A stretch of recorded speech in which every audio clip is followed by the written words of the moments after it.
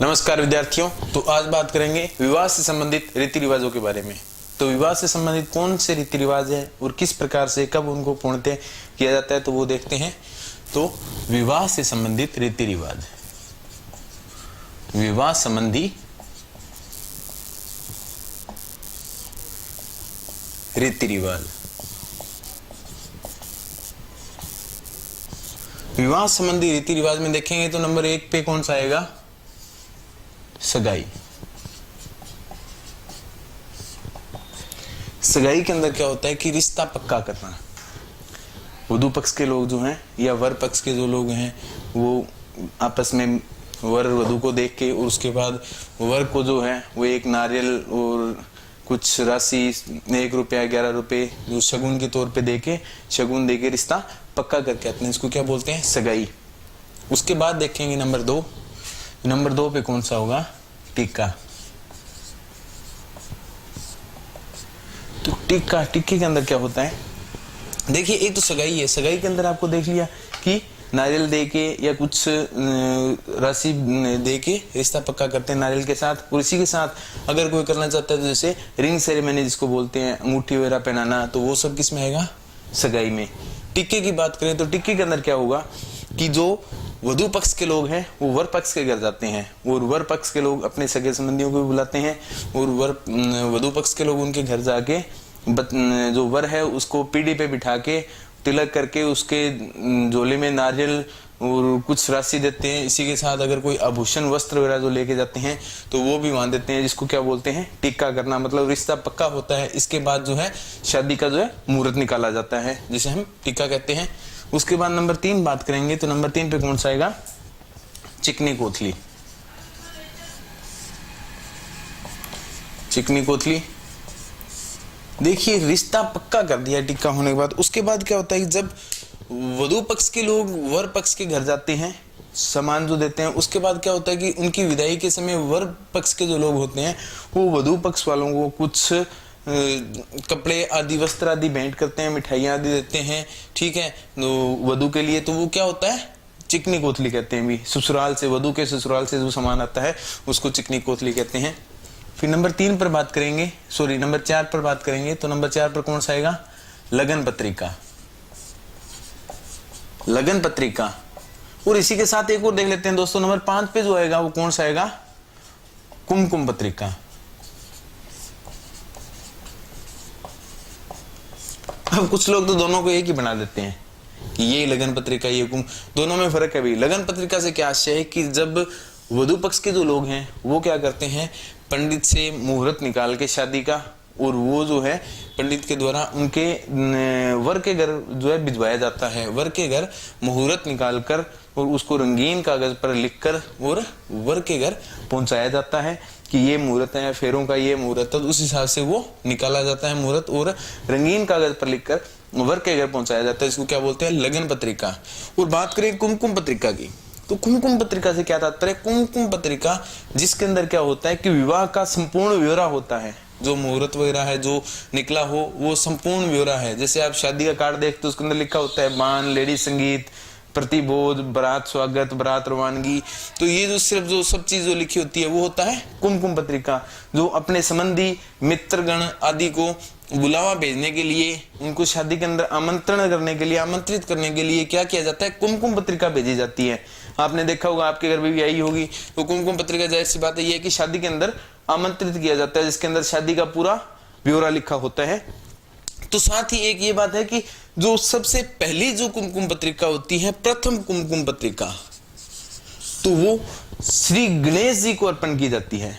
प्रथम जो बुलावा दिया जाता है वो गणेश जी को दिया जाता है, ठीक है। प्रथम बुलावा गणेश जी को दिया जाता है और उसके बाद जो है आगे की जो है आमंत्रित करने के लिए भेजी जाती है। उसके बाद हम नेक्स्ट देखेंगे तो नंबर 6 पे कौन सा आएगा? इकताई। देखिए, रिश्ता पक्का हो गया।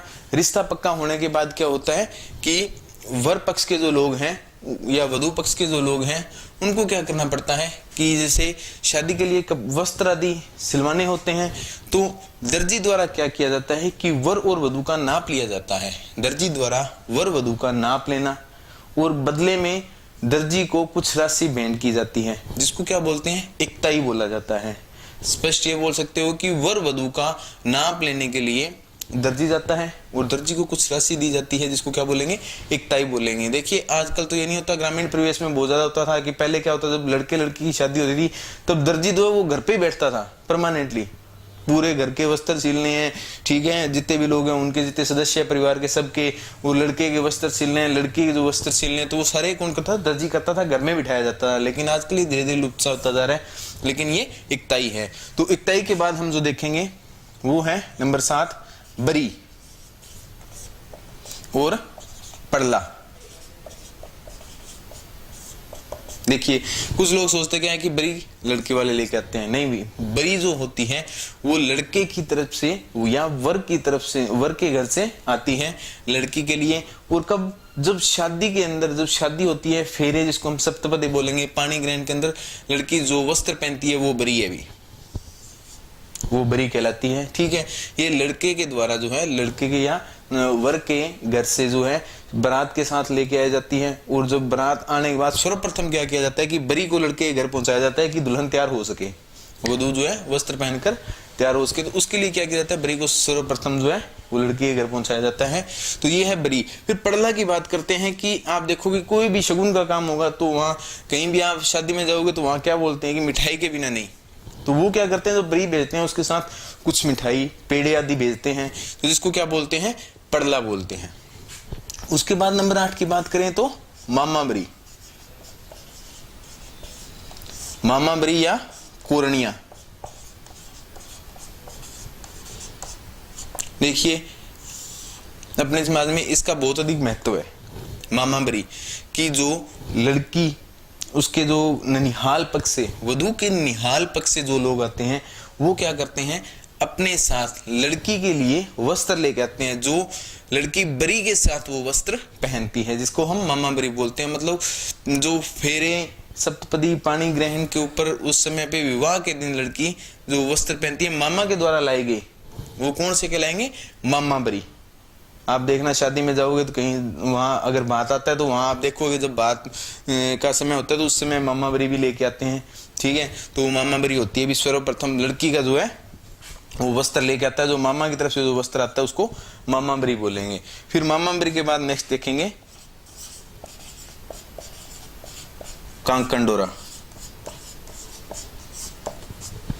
देखिए कांकण डोरा ये क्या होता है कि मोली, या अगर में अपने मोली बोल देते हैं, सुआ नाल बोल देते हैं जिसको।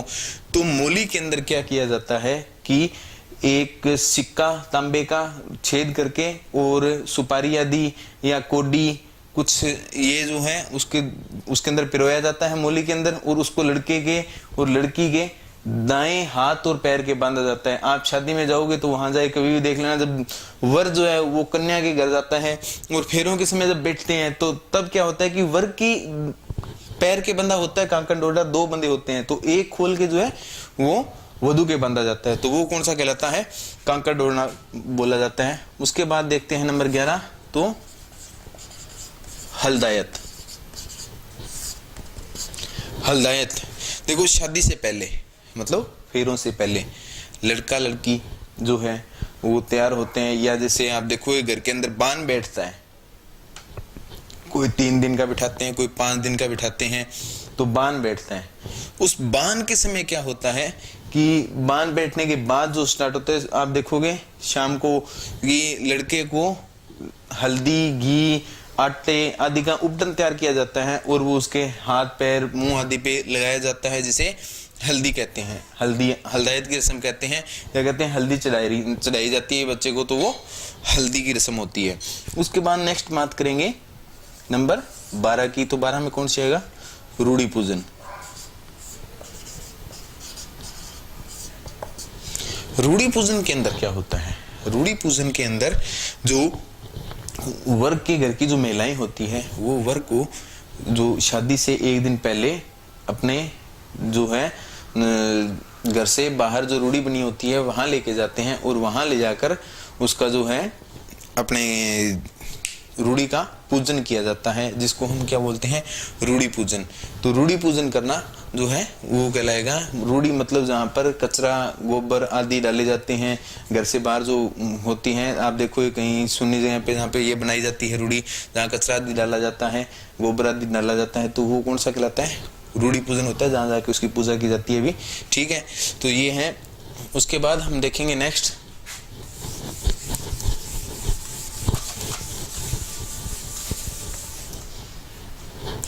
रूढ़ी पूजन के बाद एक देखते हैं हम एक रूढ़ी पूजन, और रूढ़ी पूजन के बाद चाक होगा भी, चाक पूजन।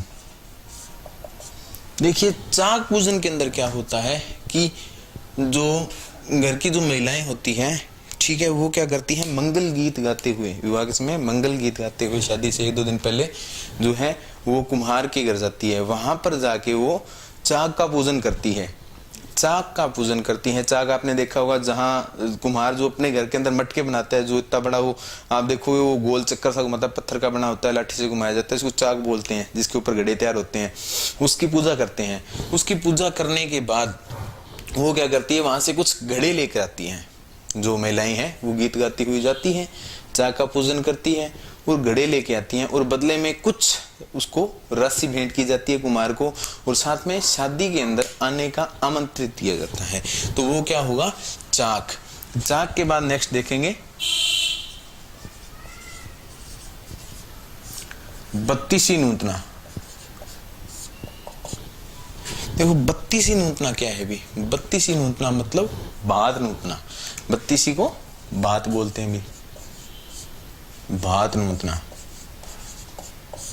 वर वधू की जो माता होती है वो अपने पीहर जाती है, अपने मायके जाती है, वहां पर जाके अपने लड़के या लड़की की शादी के अंदर वो अपने भाइयों को बुलाने, आमंत्रित करने जाती है, और साथ में उनसे कुछ आर्थिक सहयोग की भी आशा रखती है।